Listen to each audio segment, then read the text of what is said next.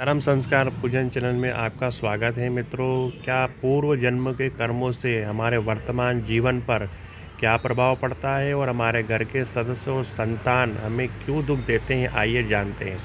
कर्म का खाता संतान के रूप में कौन आता है।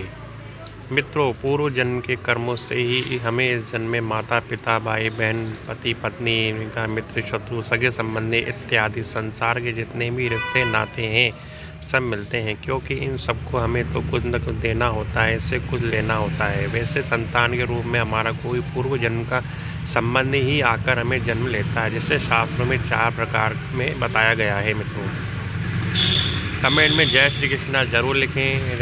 ऋणानुबंधन, पूर्व जन्म का कोई ऐसा जीव जिससे आप ऋण लिया, उसका किसी प्रकार धन नष्ट किया हो तो वह आपके घर में संतान के बनकर जन्म लेगा।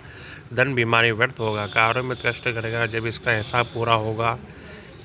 शत्रु पुत्र जन्म का कोई दुश्मन आपसे बदला लेने के लिए आपके घर में संतान बनकर आएगा और बड़ा होकर माता पिता के मारपीट झगड़ा उन्हें जिंदगी किसी प्रकार संताता ही रहेगा। हमेशा कड़वा बोलेगा, बेइज्जत करेगा, उन्हें दुखी कर वह खुश भी होगा।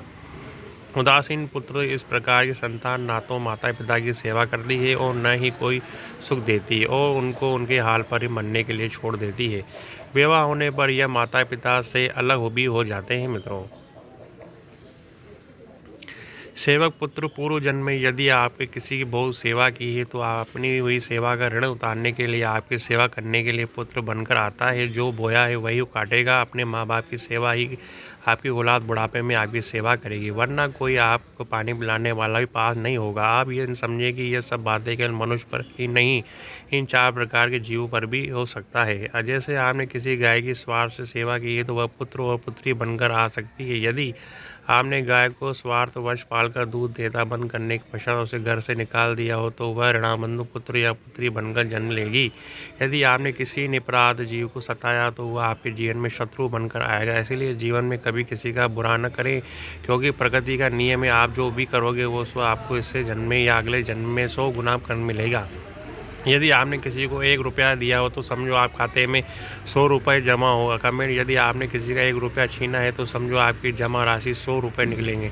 जरा सोचिए, आप कौन सा धन साथ लेकर आए थे और कितना धन लेकर जाओगे। जो चले वो कितना सोना चांदी ले गए। मरने पर जो सोना चांदी धन दौलत बैंक पड़ा रह गया है। समझो व्यर्थ कमाई। औलाद अगर अच्छी हो, लायक है तो उसके लिए कुछ भी छोड़ कर जाने की ज़रूरत नहीं है, खुद ही खाकर कमा लेगी। और औलाद अगर बिगड़ी या नालायक है तो उसके लिए जितना मर्जी धन छोड़कर जाओ वह चंद दिनों में बर्बाद कर देगी। वह मेरा तेरा सारा धन यही दरा रह जाएगा, कुछ भी साथ नहीं जाएगा। साथ यही कुछ जाएगा भी, सिर्फ नेकियां ही जाएगी। इसलिए जितना हो सके नेकी करो, सत्कर्म करो। यारी प्यारी बहनों और पाठकों, आपको जानकारी कैसी लगी जी कमेंट बॉक्स में जय श्री राम अवश्य लिखें। जय श्री कृष्णा, राधे राधे। धर्म संस्कार पूजन चैनल को लाइक और सब्सक्राइब अवश्य करें मित्रों।